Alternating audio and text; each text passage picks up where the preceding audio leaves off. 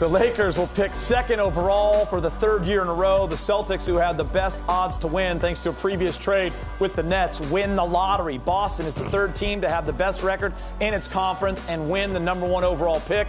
The last one, the 1982 Lakers.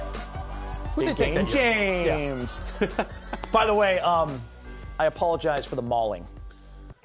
My neck's better now. How's the neck feel? Did you try to pick me up? Is that what you were trying to do? I think that's what I tried to do. But you were like holding me down. Yeah, man. It's like, I'm sorry, it's man. All good, Hey, listen, we're going to do our own NBA draft because now we know where everyone is picking. So we have Boston on the board at #1. We have the Lakers on the board at #2.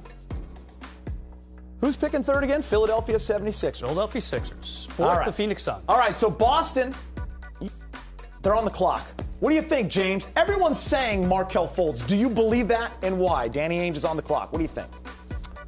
I do believe that because he's a player that fits right into the Boston system. A guy that can shoot, very versatile player. Boston, not quite if they're big, it's satisfactory enough to take them, all the way to the finals. I know, what's his name? Linka, what's his name? Lennox, what's his name? The shooter for Boston? Olynyk. Oh, Olynyk? Yeah, Olynyk. He ain't going to ever have a game like that again. He's never going to have a game like that. He's not the guy. So, I kind of like Onyx. I think you just gave him a nickname. You gave a Celtic a nickname, James. What do you think about that? Do you think, Brez, that the 18-year-old who turns 19 on May 29th from Washington will be the #1 overall pick? Yeah, here's why. Everyone's saying Boston's going to trade it. They're going to trade it. I'm not so sure about this. You look at their three main guards, Isaiah Thomas, Avery Bradley, and Marcus Smart. All three of those guys will be in the last year of their contract next season. I'm not saying they all leave. Boston's going to try really hard to re-sign Isaiah. But hey, if you have Markelle Fultz, that's pretty good insurance. He can learn at kind of their feet for the first season and jump right in. If not right away, he's ready out of the box from what I've heard. But he could jump in pretty quickly. Let me ask you guys this. Isaiah Thomas is a guy that has to have the ball in his hands. Doesn't Markelle Fultz have to have the ball in his hands as well? How do you see that playing out? Yeah, I mean, they're both, point guards who don't play a lot of defense and definitely are more of a shooting point guard than a passing point guard. But, Markelle Fultz, he could average 18 points a game right away. Good game, James. The Lakers are picking #2. Fultz is gone. Lonzo? Well, I know there's been a lot of talk about Lonzo Ball. So, I mean, played at UCLA. He's a very versatile point guard. A lot of people have compared him to a Magic Johnson type of player, a passer first kind of a guy. A lot of people question his shot, but, he seemed to have been able to get the shot off. Always will be questioned on the other end defensively, but right there you see he has that athletic ability to recover defensively, so would be a good pick for the Lakers. Brez? Peter, here's what I like about Lonzo Ball to the Lakers. The Lakers already have a couple guys in that backcourt who can score. Jordan Clarkson, D'Angelo Russell. Those guys can put points on the board. They're not quite natural point guards.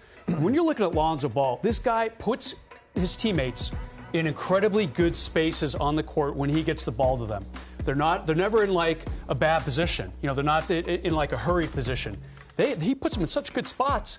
They can shoot, they can pass, they can do whatever they want. I love the spots he puts these guys in. Lonzo Ball shows you moments where he's special. Yeah. He thinks 2 plays ahead. Like you said, a pass-first guy. He's the one guy, I think, in this draft that makes everyone around him better.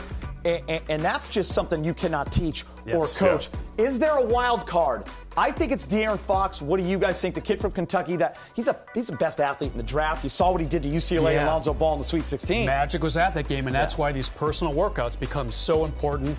Like I said earlier on the show, they picked up a couple of things about D'Angelo Russell. At these private workouts, the Lakers will get to see each player twice. And that pushed him ahead of Jahlil Okafor 2 years ago in their eyes. And James, he can defend. And that's what you want. When you look at guys like Klay Thompson and Malik, guys who can defend on both ends of the court. Kawhi Leonard is who I'm thinking about. Yep. That's the new prototype player in the NBA right now. There's been a lot of focus on scores, but guys who can get it done on both ends of the court is what's coming. Also, we have to mention Josh Jackson from Kansas, kind of a shooting guard, small forward. He's 6'8". So if you go that way, and he's a freak, he's going to test really well at these private workouts. If you go that way, Your backcourt would be 6'8" Josh Jackson, 6'5" D'Angelo Russell, next to a small forward, Brandon Ingram, who's 6'9". That's pretty good length and height any way you slice it. So he can't quite be aced out at this point. Remember what Rob said, too. They're looking into character. De'Aaron Fox wowed them at his interview at the Combine, so that's going to be interesting.